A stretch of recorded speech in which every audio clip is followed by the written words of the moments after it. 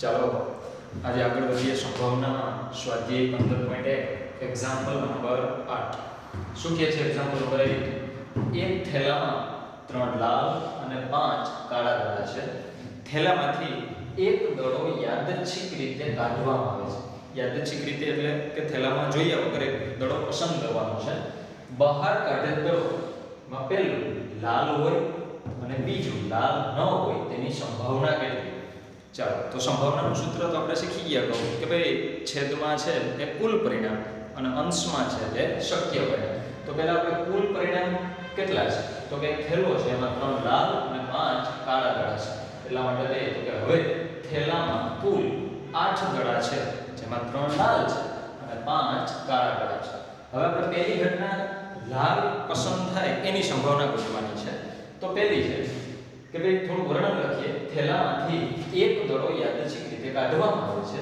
બહાર કાઢેલ દડો લાલ હોય તે ઘટનાને P of A કહીએ તો કે જે આપણે થેલામાંથી દડો બહાર કાઢવાનો છે એ ઘટનાનું નામ આપણે આપીએ છીએ P of A એ છે ઘટનાનું નામ છે P of A તો P of A બરાબર શક્ય પરિણામ છેદમાં કુલ પરિણામ તો અહીંયા કુલ પરિણામ છે 8 એમાંથી કેટલા શક્ય પરિણામ છે તો કે લાલ દડા કેટલા છે 3 તો P of A બરાબર 3 ના છેદમાં 8 એટલે કે બહાર કાઢેલ દડો લાલ હોય તેની સંભાવના 3 ના છેદમાં 8 થાય ચાલો આ પહેલી ઘટના હતી હવે એ જ રીતે બીજી ઘટના છે લાલ ન હોય તેની સંભાવના કેટલી તો બીજું એક્ઝામ્પલ પણ આ જ રીતે લખશું થોડું વર્ણન આગળ લખશું કે ભાઈ થેલામાંથી એક દડો યાદચ્છિક રીતે કાઢવામાં આવે છે બહાર કાઢેલ દડો લાલ ન હોય તે ઘટનાને હવે આપણે પહેલી ઘટનાને P of A નામ આપ્યું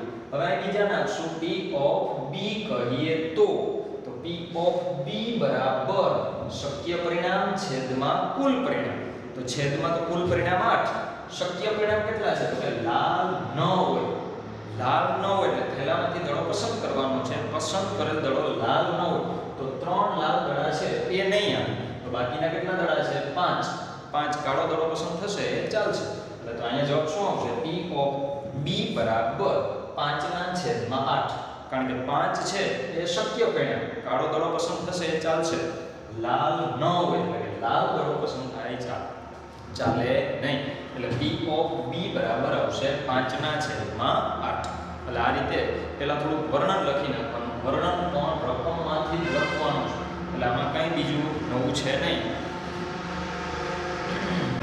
ચાલો ત્યારબાદ આગળ એક્ઝામ્પલ છે એક્ઝામ્પલ નંબર 9 શું કહે છે એક્ઝામ્પલ એક પેટીમાં 5 લાલ લખોટી 8 સફેદ લખોટી અને 4 લીલી લખોટી છે એક પેટી છે એમાં 5 લાલ 8 સફેદ અને 4 લીલી લખોટી છે પેટીમાંથી એક લખોટી યાદચ્છિક રીતે બહાર કાઢવામાં આવે છે યાદચ્છિક રીતે એટલે પેટીમાં જોયા વગર એક લખોટી પસંદ કરવાની છે બહાર કાઢેલ લખોટી પહેલું લાલ હોય બીજું સફેદ હોય અને ત્રીજું લીલી ન હોય તેની સંભાવના કેટલી અહીંયા 3 ઘટના છે 3 ઘટનાની સંભાવના ગોતવાની છે ચાલો તો પહેલા તો સંભાવનાનું સૂત્ર આપણને ખબર જ છે કે સંભાવના ગોતવી હોય કોઈ પણ ઘટનાની તો છેદમાં કુલ પરિણામ અંશમાં શક્ય પરિણામ ચાલો તો પહેલી ઘટના છે એની સંભાવના આપણે ગોતવી છે તો પહેલા આપણે કુલ પરિણામ લખી નાખીએ કે ભાઈ પેટીમાં કુલ કેટલી લખોટીઓ છે તો કે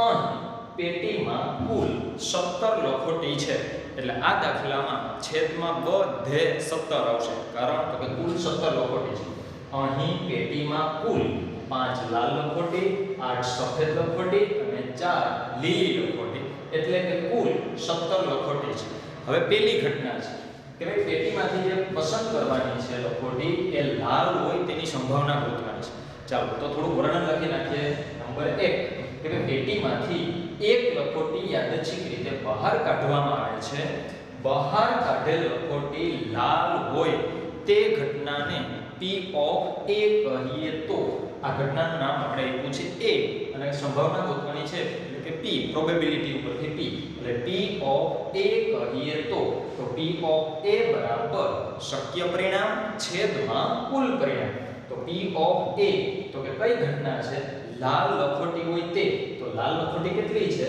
5 તો 5 ના છેદમાં કુલ કેટલી લખોટી છે 17, તો P of A બરાબર 5/17. છેલ્લે લીટી લખી નાખવાની. હવે બહાર કાઢેલ લખોટી લાલ હોય તેની સંભાવના 5/17 થાય. આ પહેલી ઘટના છે. ચલો આ જ ઉપરથી બીજી ઘટના છે. બીજી ઘટના કઈ છે તો કે બહાર કાઢેલ લખોટી સફેદ હોય તેની સંભાવના કેટલી. તો હવે એ ઘટનાનું નામ આપણે POP આપશું. તો આ નામ ઉપરથી વર્ણન. ચલો બીજું તો લખવાનું આ જ રીતે કે ભાઈ પેટીમાંથી એક લખોટી યાદચ્છિક રીતે બહાર કાઢવામાં આવે છે. બહાર કાઢેલ લખોટી તો કે બીજી કઈ છે સફેદ હોય. તો બહાર કાઢેલ લખોટી સફેદ હોય તે ઘટનાને P of B કહીએ તો આ બીજી ઘટના છે એટલે એનું નામ આપણે આપ્યું છે P of B. તો P of B બરાબર શક્ય પરિણામ છેદમાં કુલ પરિણામ. તો અહીં કુલ તો કેટલી લખોટી છે 17 એટલે છેદમાં તો 17 જ આવશે. પણ અહીં કઈ ઘટના છે તો કે બહાર કાઢેલ લખોટી સફેદ હોય. ચાલો તો થેલીમાં કેટલી સફેદ લખોટી છે તો કે 8. તો શક્ય પરિણામ 8 છે. 8 માંથી કોઈ પણ લખોટી પસંદ થાય તો એ ચાલશે. એટલે P of B બરાબર 8/17. નીચે લીટી લખી નાખવાની કે ભાઈ બહાર કાઢેલ લખોટી સફેદ હોય તેની સંભાવના 8/17 થાય. ચાલો આ બીજી ઘટના છે. હવે નંબર 3 ત્રીજી ઘટના કઈ છે તો કે ભાઈ બહાર કાઢેલ લખોટી લીલી ન હોય તેની સંભાવના કેટલી. કે ભાઈ થેલીમાંથી એક યાદચ્છિક રીતે લખોટી બાયણે કાઢવાની છે જે લીલી ન હોય. લીલી ન હોય એનો મતલબ કે ભાઈ લીલી આવશે તો એ ચાલે નહીં. એનો મતલબ લીલી ન ચાલે તો લાલ લખોટી પસંદ થાય તોય ચાલે અને સફેદ લખોટી પસંદ થાય તો પણ ચાલે. ચાલો તો પહેલા ત્રીજાનું વર્ણન લખીએ કે ભાઈ પેટીમાંથી એક લખોટી યાદચ્છિક રીતે બહાર કાઢવામાં આવે છે. બહાર કાઢેલ લખોટી લીલી ન હોય. લીલી પસંદ થાય તો એ ચાલે નહીં. બહાર કાઢેલ લખોટી લીલી ન હોય તે ઘટનાને P of C. અહીં ત્રીજી ઘટના છે એટલે એને આપણે નામ આપીએ છીએ P of C કહીએ તો P of C બરાબર અંશમાં શક્ય પરિણામ છેદમાં કુલ પરિણામ. તો P of C બરાબર શક્ય પરિણામ છેદમાં કુલ પરિણામ. તો P of C બરાબર છેદમાં તો કે કુલ પરિણામ તો 17 લખોટી છે એટલે 17. હવે અંશમાં તો કે લીલી ન હોય. લીલી આ ઘટના કઈ છે લીલી લખોટી પસંદ થવી જોઈએ નહીં. તો લીલી ન હોય તો એનો મતલબ કે સફેદ લખોટી પસંદ થાય તોય ચાલે અને લાલ લખોટી પસંદ થાય તો પણ ચાલે. તો લાલ અને સફેદ ટોટલ કેટલી થાય તો કે 5 ને 8 એટલે કે 13 લખોટીમાંથી કોઈ પણ લખોટી પસંદ થશે તો ચાલશે. તો અહીં શક્ય પરિણામ કેટલા છે તો કે 13 છેદમાં કુલ પરિણામ છે 17. તો P of C બરાબર 13/17. એટલે કે બહાર કાઢેલ લખોટી લીલી ન હોય તેની સંભાવના 13/17 થાય. ચાલો હવે આગળનું એક્ઝામ્પલ જોઈએ. Example number 10. શું કહે છે એક્ઝામ્પલ નંબર 10 તો કે એક ગલ્લામાં 50 પૈસાના 100 સિક્કા, રૂપિયા 1ના 50 સિક્કા, રૂપિયા 2ના 20 સિક્કા અને રૂપિયા 5ના 10 સિક્કા છે. એક ગલ્લો છે એમાં 50 પૈસાના 100 સિક્કા છે, 1 રૂપિયાના 50 સિક્કા છે, 2 રૂપિયાના 20 સિક્કા અને 5 રૂપિયાના 10 સિક્કા. હવે શું કહે છે આગળ તો કે જ્યારે આ ગલ્લાને ઊંધો કરવામાં આવે ત્યારે પાત્રમાંથી કોઈ એક સિક્કો બહાર પડે તે સમસંભાવિત. સમસંભાવિત મતલબ કે ગલ્લાને ઊંધો કરવામાં આવે છે કોઈ એક પાત્રમાંથી અને એમાંથી એકાદો સિક્કો બહાર પડી જાય છે. તો તે સિક્કો પેલું 50 પૈસાનો સિક્કો હોય એક ઘટના બને એની સંભાવના કેટલી અને બીજું રૂપિયા 5નો સિક્કો નહીં હોય એટલે કે બહાર પડે જે સિક્કો પાત્રમાંથી એ 5નો ન હોય તેની સંભાવના કેટલી.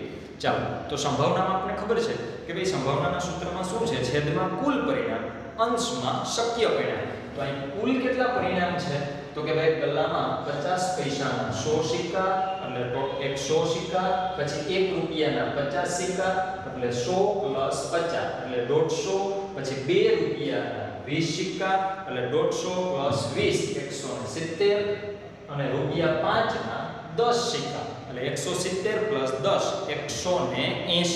એટલે કે અહીં ગલ્લામાં કુલ 180 સિક્કા છે. આ 180 સિક્કા એ કુલ પરિણામ છે, કારણ તો કે 180 માંથી કોઈ પણ સિક્કો બહાર નીકળી શકે એવું સંભવિત છે, એટલે કે અહીં પેલા કુલ પરિણામ આપણે લખી જ નાખવાના. અહીં ગલ્લામાં કુલ 180 સિક્કા છે. હવે આ દાખલાની કોઈ પણ ઘટના ગોતવાની હોય તો છેદમાં તો 180 જ આવશે. કુલ 180 સિક્કા છે. હાલો પેલી કઈ ઘટના છે કે ભાઈ પાત્રમાંથી જે બહાર પડે છે સિક્કો એ 50 પૈસાનો સિક્કો હોય એની સંભાવના કેટલી? તો થોડું વર્ણન પહેલા લખી નાખીએ. પેલું કે ભાઈ હવે ગલ્લાને ઊંધો કરવામાં આવે ત્યારે પાત્રમાંથી કોઈ એક સિક્કો બહાર પડે અને તે 50 પૈસાનો સિક્કો હશે. તે ઘટનાને P of A કહીએ તો આપણે ઘટનાનું નામ આપીએ છીએ P of A. તો P of A બરાબર સૂત્ર છે શક્ય પરિણામ છેદમાં કુલ પરિણામ. ચાલો તો છેદમાં કુલ પરિણામ તો 180. હવે શક્ય પરિણામ શું છે ઘટના? તો કે ભાઈ પાત્રમાંથી જે સિક્કો બહાર પડે 50 પૈસાનો સિક્કો. તો 50 પૈસાના કુલ કેટલા સિક્કા છે? 100. આ 100 સિક્કામાંથી કોઈ પણ બહાર પડે તો એ ચાલશે. એટલે શક્ય પરિણામ છે 100. તો P of A બરાબર 100 ના છેદમાં 180. અહીંયા હજી અંશ છેદમાંથી જેટલું ઉડતું એટલું આપણે ઉડાડીએ. આગળ ભાગ પાડીએ તો 100 એટલે 10 ગુણ્યા 10 એટલે 100 છેદમાં 180 એટલે 18 ગુણ્યા 10 એટલે ઉપર નીચે 10 10 ઉડી જાય. તો શું વધ્યું? હજી 10 ના છેદમાં 18. હજી ભાગ પાડીએ તો કે 10 એટલે 2 ગુણ્યા 5 એટલે 10 છેદમાં 18 એટલે 2 ગુણ્યા 9. તો હજી 2 ઉડી જાય. હવે હું કીધું તો કે 5 ના છેદમાં 9. તો 5 એ અવિભાજ્ય સંખ્યા છે, ભાગ નહીં પડે. 9 છે એના ભાગ પડે 3 3 9 પણ ઉપર 5 છે એટલે ઉડવાની શક્યતા નથી. એટલે તો અહીં જવાબ આવી ગયો 5 ના છેદમાં 9. એટલે કે P of A બરાબર 5 ના છેદમાં 9. આ સંભાવના નીચે લીટી લખી નાખવાની. તો કે ભાઈ પાત્રમાંથી બહાર પડે તે સિક્કો 50 પૈસાનો હશે. તેની સંભાવના 5 ના છેદમાં 9 થાય. ચાલો આ જ રીતે બીજી ઘટના છે એનું વર્ણન લખી નાખીએ. તો કે ભાઈ બીજી ઘટના શું છે? રૂપિયા 5 નો સિક્કો નહીં હોય. એનો મતલબ કે પાત્રમાંથી જે બહાર સિક્કો પડે છે એ 5 નો સિક્કો નહીં હોય. 5 નો સિક્કો ચાલે નહીં, બાકીના ગમે તે સિક્કા ચાલશે. તો પહેલા બીજી ઘટના માટે થોડું વર્ણન ફરીથી લખી નાખીએ. નંબર 2 કરી લખવાનું કે ભાઈ હવે ગલ્લાને ઊંધો કરવામાં આવે ત્યારે પાત્રમાંથી કોઈ એક સિક્કો બહાર પડે. તે કેવો તો કે રૂપિયા 5 નો સિક્કો નહીં હોય. એટલે કે બહાર પડે તે રૂપિયા 5 નો સિક્કો નહીં હોય. તે ઘટનાને P of B કહીએ તો P of B બરાબર શક્ય પરિણામ છેદમાં કુલ પરિણામ. તો અહીંયા કુલ પરિણામ તો કે પાત્રમાં કુલ ગલ્લો છે એમાં કુલ કેટલા સિક્કા છે? 180. એટલે છેદમાં તો 180. હવે શક્ય પરિણામ ક્યાં ચાલશે? તો કે બહાર પડેલો સિક્કો છે 5 નો સિક્કો નહીં હોય. 5 નો સિક્કો નહીં ચાલે. બાકી 50 પૈસાનો સિક્કો બહાર પડશે તો ચાલશે. 2 રૂપિયાનો હશે તો પણ ચાલશે, ગમે તે ચાલશે. પણ 5 રૂપિયાનો સિક્કો નહીં ચાલે. તો 5 રૂપિયાનો સિક્કો નહીં, બાકી બધા લઈ લેવાના. તો 50 પૈસાના 100 સિક્કા છે એટલે 100. પછી 1 રૂપિયાના 50 સિક્કા એટલે 100 + 50 એટલે 150. પછી 2 રૂપિયાના 20 સિક્કા એટલે +20 એટલે 170. પણ 5 રૂપિયાનો સિક્કો ચાલશે નહીં. એટલે P of B બરાબર શું આવશે? તો કે P of B બરાબર 170 ના છેદમાં 180. આ 170 માંથી કોઈ પણ સિક્કો બહાર પડે તો ચાલશે. 5 નો સિક્કો ચાલે નહીં એટલે 10 નહીં આવે. ચાલો અહીંયાથી થોડું ઉડાડીએ તો 170 એટલે 17 ગુણ્યા 10 છેદમાં 180 એટલે 18 ગુણ્યા 10 10 10 ઉડી જાય. તો બીજી ઘટના છે P of B.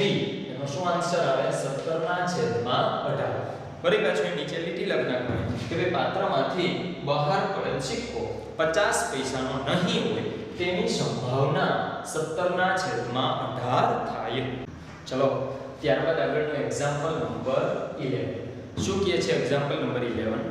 ગોપી પોતાના માછલી ઘર માટે દુકાનમાંથી માછલી ખરીદે છે. દુકાનદાર મોટી ટાંકીમાંથી યાદચ્છિક રીતે એક માછલી બહાર કાઢે છે. યાદચ્છિક રીતે મતલબ દુકાનદાર છે જોયા વિના એક માછલી આપી દે છે. યાદચ્છિક રીતે એક માછલી બહાર કાઢે છે. આ ટાંકીમાં 5 નર માછલી અને 8 માદા માછલી છે. બહાર કાઢેલ નર માછલી હોય તેની સંભાવના કેટલી? એટલે શું કહે છે કે ભાઈ ગોપી છે એક માછલી ખરીદવા માટે જાય છે, દુકાનદાર પાસે મોટી ટાંકી છે, એમાં 5 નર માછલી છે અને 8 માદા માછલી છે. હવે દુકાનદાર છે એ યાદચ્છિક રીતે એટલે કે જોયા વિના એક માછલી બહાર કાઢે છે, પણ હવે એ માછલી નર હોય તેની સંભાવના કેટલી?